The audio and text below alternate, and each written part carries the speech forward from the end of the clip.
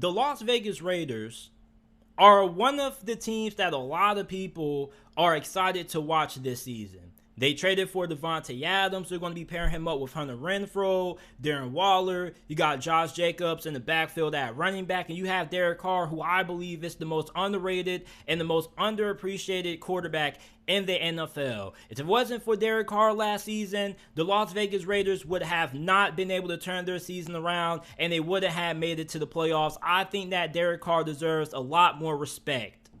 And when you look at the Raiders' offense on paper, this is a really talented offense. However, there's a big problem that a lot of people are overlooking, and a lot of people in the national media are not talking about this problem when it comes to this offense, and that is the offensive line.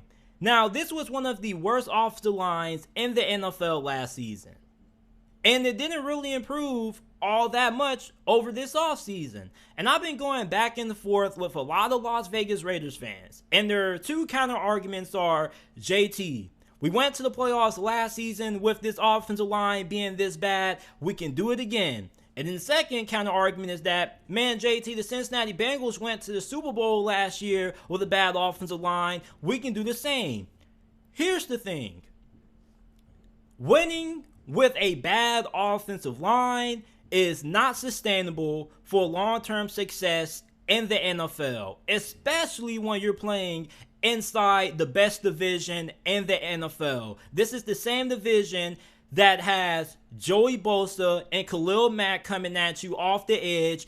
Good luck with that if you're Alex Leatherwood, who struggled at right tackle last season, who had to get moved to guard 1/4 of a way throughout the 2021 season. Then you have the Broncos, who already had a really good defense last season. Now they finally have a legitimate franchise quarterback in Russell Wilson. And we already know about the Chargers and the Kansas City Chiefs. So if you're the Las Vegas Raiders with this offensive line, I feel Raiders fans are trying to talk themselves into believing into this offensive line. And I already know that this segment is going to get a lot of hate and a lot of backlash from Las Vegas Raiders fans. This is just going to be one of those segments that I just upload and don't even read the comments, because I already know a lot of people are going to go right into defense mode. But take your bias aside from a second, right? You see, Raiders fans also have to believe that they could pull off what Cincinnati did last season. Let me tell you something. What Cincinnati did last season was the equivalent to you or me winning the lottery. It may never ever happen again. What Cincinnati did last year was a phenomenon. It's kind of like one of those rare solar eclipses that you only have that occurs once every 1,000,000 years. And for the Cincinnati Bengals, they have Joe Burrow at quarterback.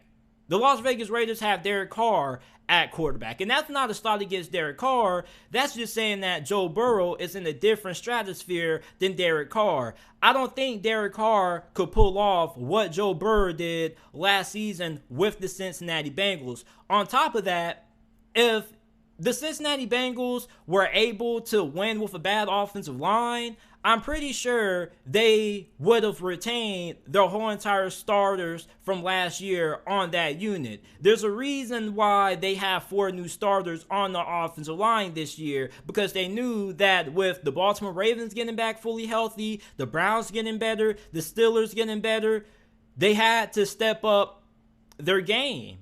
And they had to improve their offensive line to protect their franchise quarterback. And for the Las Vegas Raiders, you weren't able to improve your offensive line this offseason. Now, it's not Josh McDaniels or Dave Ziegler's fault. It's Mike Mayock and John Gruden's fault for putting this offensive line in the current situation that it's in right now, with poor decisions when it came to the draft and missing on a lot of draft picks. So, for Josh McDaniels and his coaching staff, they have said a lot of times throughout training camp, throughout mini camp and OTAs, that they're going to be experimenting with different schemes and finding out ways to get the most out of what they have on the offensive line. And all these experiments are going to be taking place throughout training camp. So anytime you hear your head coach or anybody on your coaching staff talking about how they have to experiment with different schemes to get the most out of their offensive line, that is not good. And Raiders fans are saying that JT, with the coaching staff, we're going to be able to have Josh McDaniels and his staff come together and come up with a game plan to improve this offensive line. Listen, I don't care how good of a head coach you are. If your offensive line is bad, there's only really so much you can do for it to improve. Because there are certain positions in football that having a great scheme can't make up for it. And the offensive line is one of those things. Okay, at the end of the day, you're still going to have to be able to have guys who can block Joey Bosa, Khalil Mack, Bradley Chubb, and Randy Gregory off the edge. It doesn't matter how good of a scheme you have. At the end of the day, your offensive linemen have to be able to win those one-on-one matchups. No ifs, ands, and buts about it. And for the Las Vegas Raiders, you look at their offensive line situation outside of Colton Miller, it doesn't look good. Now, they do have a good amount of depth, but that's really only because there's not really a difference between the guys who could end up starting versus their potential backups. So for the Las Vegas Raiders, they're in a really bad situation when it comes to this offensive line. And a lot of the people are not talking about it. And a lot of the Raiders fans just keep throwing it off just because they were able to have success last year. The AFC West was not as good last season as it is this season. The AFC West is going to be a gauntlet.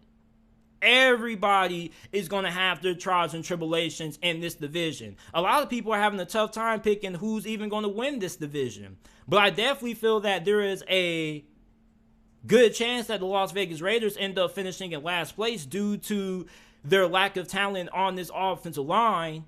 And as I mentioned earlier, even if this coaching staff is able to squeeze a little bit of juice out of this unit, they're not going to go from terrible to elite. At best, they go from terrible to above average, maybe slightly above that, but that's only barring a miracle. And really, how good this offensive line is going to be is really going to be heavily dependent on how much Alex Leatherwood develops over the course of this offseason if he gets the nod at right tackle, which it looks as if he's going to get another opportunity because there were a lot of reports coming out of minicamp and OTAs that Alex Leatherwood was getting a lot of reps at right tackle. So if Alex Leatherwood improves in year 2, then this offensive line definitely could be pretty good. Now, you're still going to have some questions when it comes to your offensive guard spots. I don't know if you want to start John Simpson again. He also was another draft pick that the Las Vegas Raiders, along with John Gruden and Mike Mayock, whiffed on. So even if you get your right tackle situation taken care of and Alex Leatherwood ends up living up to where he was drafted at in the first round, you still have to figure out what you're going to do at left and right guard. Now, many people feel that Denzel Good is going to be able to come back fully healthy and also play a factor into this offensive line stepping up their game in 2022. And yes, him going down to that ACL injury week 1 of the regular season last year did kind of play a role in why this offensive line struggled. But let's not act as if he was a great offensive lineman. Raiders fans make it seem as if Denzel Good was this Pro Bowl caliber offensive lineman when he was average at best. So even with him coming back, is he really going to be a dramatic upgrade on this offensive line? Good enough from it being almost one of the worst in the NFL to one of, if not the top 12 units in this league? I don't really know. So you have offensive guard Dylan Parham, who you drafted in the 3rd round out of the University of Memphis. A lot of people have been raving about him. A lot of Raiders fans and a lot of people inside of Las Vegas organization feel that Parham has a good chance to end up starting at one of those offensive guard spots. Now remember that Parham is a swing guard. He can play both left and right guard. So I think that there's a pretty good possibility that we could end up seeing him start day 1 come week 1 of the regular season. But for the Las Vegas Raiders, this offensive line is not good. And a lot of people keep overlooking it. And they just think that just because the Cincinnati Bengals were able to have so much success last season with their offensive line problems that every team can replicate that. And that's not true. What the Bengals did last season was a phenomaly. The chances of that happening again are the same chances that me and you and everybody else in this world have at winning the lottery. Less than 1%. So I definitely feel that this offensive line is going to hold back this offense. And if I'm wrong and this offensive line ends up being average or slightly above average, the Las Vegas Raiders could have a top 10, maybe top 5 offense this year. But you guys let me know what you guys think about the Las Vegas Raiders offensive line down in the comment section down below.